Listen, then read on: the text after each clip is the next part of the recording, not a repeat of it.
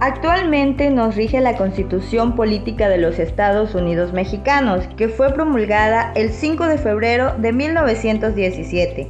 Esta Constitución, que desde entonces sigue vigente hasta nuestros días, es una de las más completas. En ella se contemplan los derechos fundamentales de los individuos que conforman nuestra nación, sus obligaciones, la forma de gobierno de nuestro país, su estructura, su funcionamiento y organización. Además, contempla aspectos de carácter social acerca de derechos como la educación, la salud, la propiedad y los derechos laborales. Desde su entrada en vigor hace más de 100 años, se ha procurado que su esencia permanezca a través del tiempo.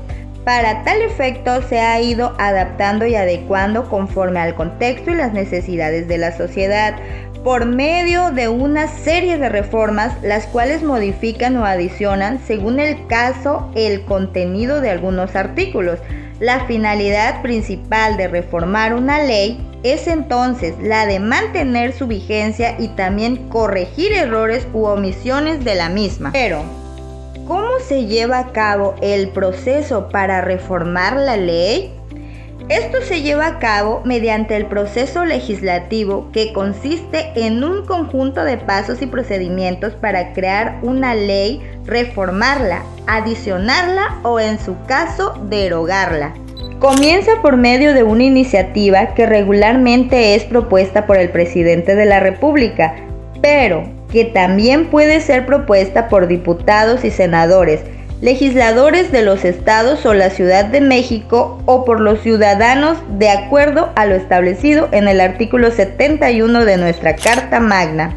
Esta iniciativa o proyecto de ley debe ser revisada y discutida por el Congreso de la Unión, primero en la Cámara de origen donde se presentó, para después ser enviada a la otra Cámara para su discusión y su posible aprobación. Si ambas cámaras aprueban la iniciativa, esta es enviada al presidente de la República para su sanción y publicación. El presidente de la República puede vetar el proyecto de ley presentando sus objeciones. Si a pesar de esto las dos cámaras se ponen de acuerdo y aprueban nuevamente la iniciativa, esta será declarada como ley. Sin embargo, como la mayoría de las iniciativas son propuestas por el presidente, no es muy común que se ejerza este derecho de veto. Una vez aprobado el proyecto de ley y sancionado por el presidente, se lleva a cabo la publicación en el Diario Oficial de la Federación, con la finalidad de que el público tenga conocimiento de esta nueva ley o reforma. Por último, la ley o reforma entra en vigor en la fecha en que se haya establecido, iniciando así su vigencia. La implementación de artículos transitorios. Estos artículos son los que determinan cómo y cuándo una reforma será aplicada en la práctica. Los transitorios establecen los plazos para que las nuevas disposiciones entren en vigor y los pasos a seguir para su implementación. En nuestro país, nuestra Constitución ha sido reformada aproximadamente 256 veces, modificándose en 770 ocasiones a 119 artículos de los 136 que contienen su totalidad, siendo los últimos 25 años el periodo en donde más se ha hecho reformas. En este sentido, ¿cuáles han sido las reformas más destacadas y conocidas durante estos periodos?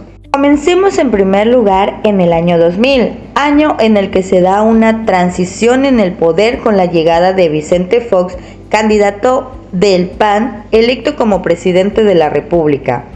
Durante este periodo, que abarcó del año 2000 al 2006, se aprobaron 124 de un total de 166 iniciativas.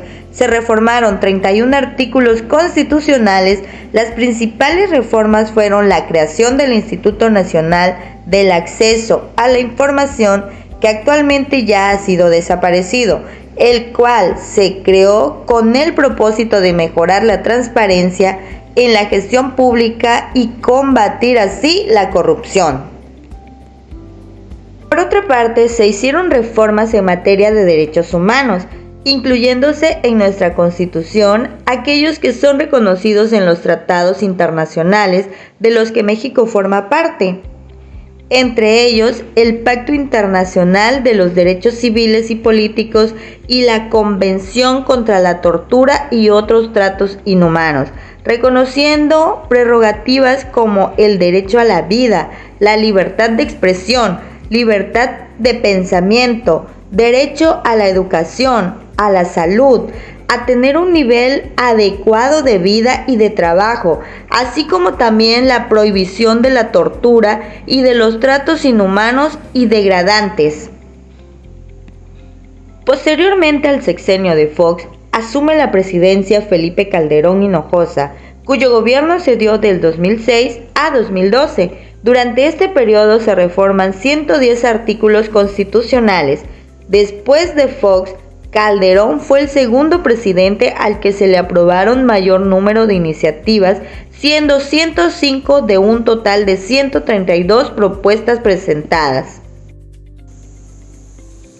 Algunas de esas iniciativas más destacadas fueron, en primer lugar, la reforma petrolera publicada en 2008, en la que se modificó la ley de la Comisión Reguladora de Energía para poder permitir la participación privada. Esta iniciativa causó controversia porque se consideró un intento de privatizar a Petróleos Mexicanos. En segundo lugar, tenemos la Ley Federal Anticorrupción en contrataciones públicas.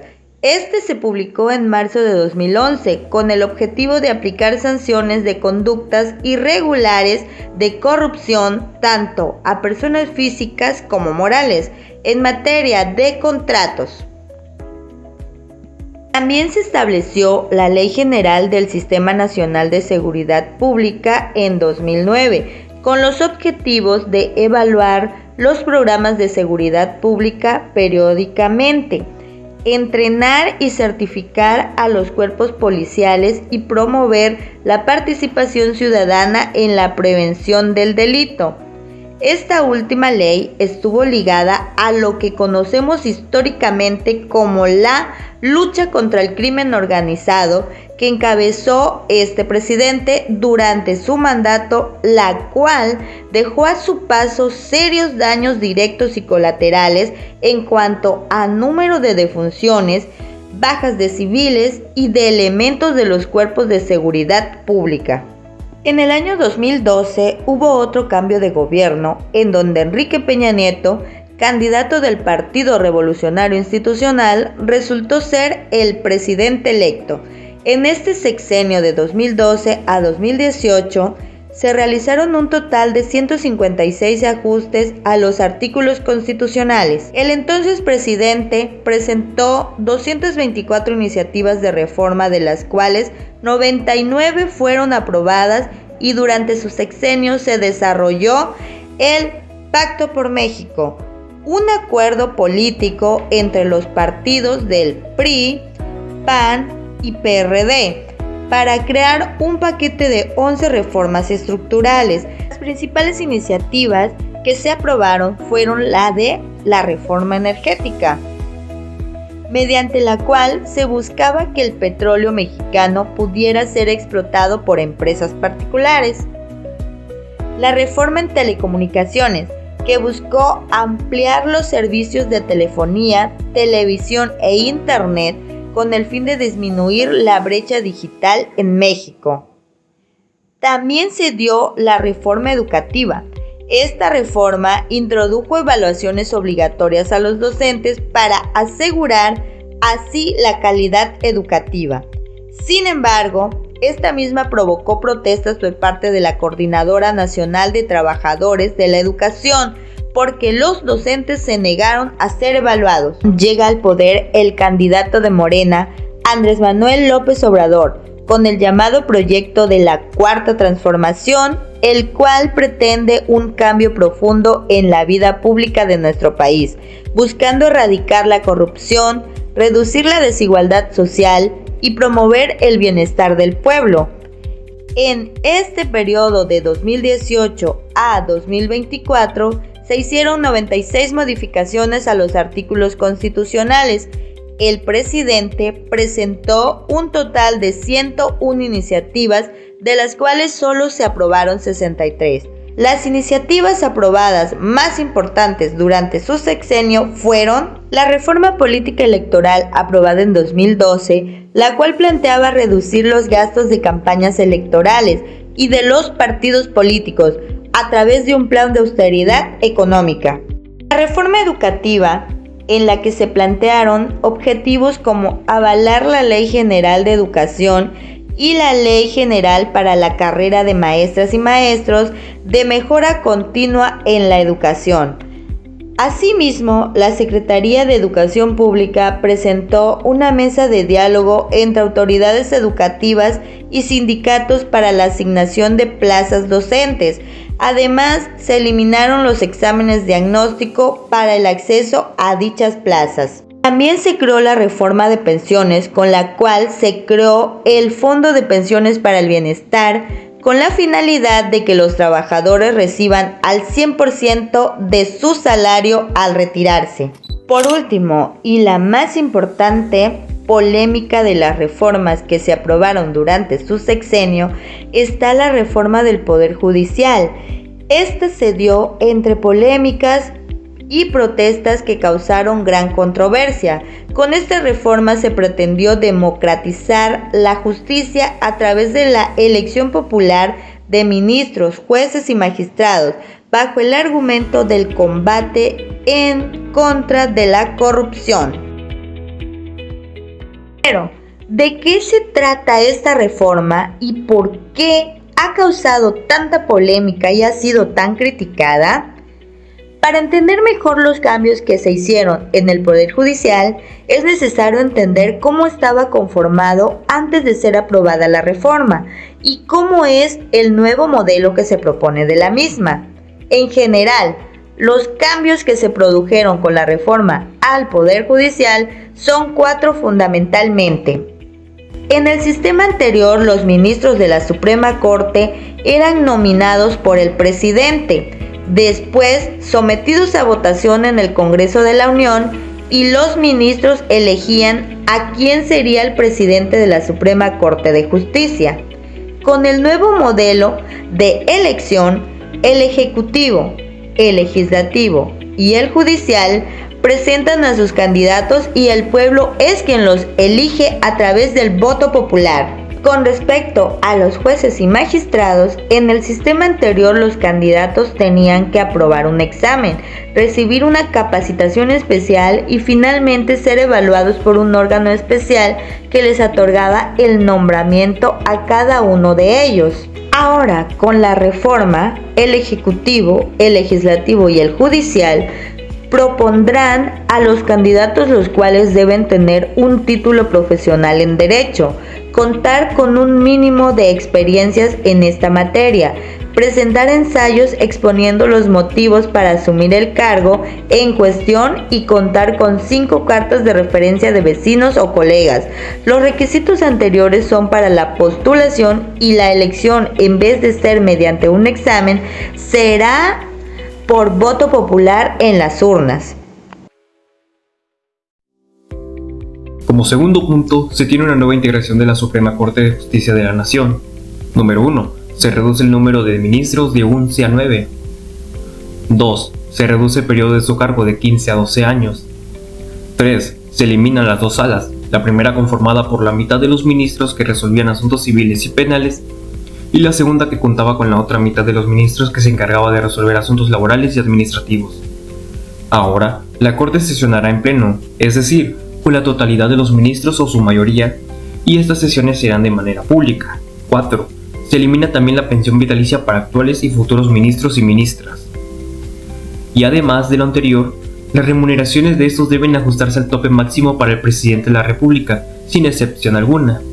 Anteriormente, un ministro ganaba alrededor de 206,000 pesos mensuales, sin contar los complementos a su salario, en tanto que los jueces y magistrados percibían salarios que rondaban entre los 46,500 y los 168,000 pesos mensuales.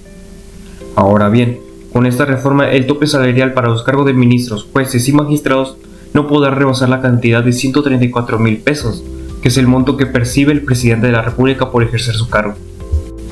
El tercer punto es la sustitución del Consejo de la Judicatura Federal, que era el órgano que se encargaba de la administración, vigilancia y disciplina del Poder Judicial de la Federación. En lugar de aquel, se crean dos nuevos órganos con funciones específicas, que son un Tribunal de Disciplina Judicial y un órgano de administración judicial. Como cuarto y último punto, tenemos que existen nuevas reglas procesales. Ahora los plazos máximos para la resolución de asuntos será de 6 meses para asuntos tributarios y de 1 año para asuntos penales. Esto con el objeto de promover una justicia pronta y expedita. Además, la publicación de todas las sentencias, resoluciones y acuerdos será obligatoria para garantizar la transparencia. Y adicionalmente, se reforma el contenido de la Ley Orgánica del Poder Judicial de la Federación, la cual se encarga de la estructura, organización, funcionamiento y competencias del Poder Judicial de la Federación. Los principales argumentos a favor de la iniciativa de reforma del Poder Judicial fueron: 1. La democratización de la justicia. Por medio de la elección popular de jueces y magistrados se aumentaría la legitimidad del Poder Judicial y su cercanía con la sociedad. 2. La rendición de cuentas. La elección popular de jueces y magistrados podría ejercer mayor presión para que rindan cuentas y actúen con imparcialidad y transparencia. 3. El combate a la corrupción. Esto podría ser posible al permitir que la ciudadanía elija personas honestas y comprometidas con la justicia. 4. La independencia del Poder Judicial. Al modificarse el sistema de designación de jueces, se pretende eliminar las influencias de grupos políticos. Y 5. Adaptación a la realidad actual. El Poder Judicial debe adaptarse a las nuevas demandas sociales y fortalecer su capacidad de impartición de justicia efectiva. Pese a los argumentos que citamos antes, la mayoría de la oposición ha hecho fuertes críticas a la aprobación de la reforma del Poder Judicial. Entre ellas se dice que se puede politizar la justicia, porque con la elección popular, los candidatos podrían verse obligados a hacer promesas electorales y favorecer a determinados grupos políticos. Falta de experiencia y conocimientos. Esto se debe a que la elección popular puede llevar a la designación de personas sin experiencia, conocimientos, especialización y técnica para la impartición de justicia. Influyentismo. Esto es debido a que existe riesgo de que con la reforma se pueda dar lugar a la influencia de intereses privados, incluso de organizaciones criminales en la selección de quienes imparten justicia. Riesgos para la seguridad de los jueces. Debido a la posibilidad de que la elección popular puede ponerlos a riesgo de violencia política y o del mismo crimen organizado. Además de las críticas y descontento de algunos sectores de la población, en especial de quienes trabajan para el Poder Judicial, expertos en materia de derecho afirman que esta reforma es anticonstitucional, es decir, que viola lo establecido en algunos artículos constitucionales, como son artículo 17, por afectar la independencia judicial y potencialmente permitir la injerencia del Poder Ejecutivo en la designación de los jueces, artículo 94, por afectar la estructura y funcionamiento de la Suprema Corte de Justicia de la Nación con la forma de nombramiento y la composición de sus órganos, artículo 135, de manera especial por el debate que existe acerca del correcto procedimiento para realizar la reforma que establece la Constitución. De este modo, surgirían consecuencias como darse una mayor concentración de poder en el Ejecutivo y Legislativo, afectando el equilibrio de los poderes de la Unión, falta de deliberación y diálogo entre los involucrados de la reforma, ya que podrían tomar decisiones apresuradas y mal fundamentadas.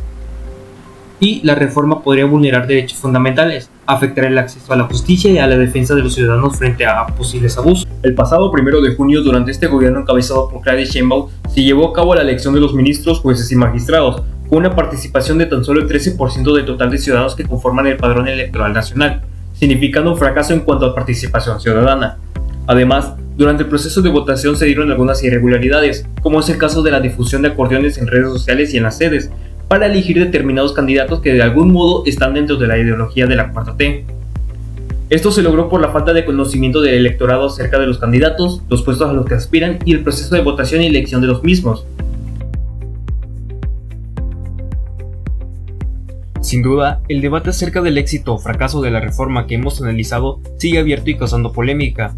Esto nos invita a todos como ciudadanos a informarnos mejor para poder tomar mejores decisiones para el rumbo de nuestro país.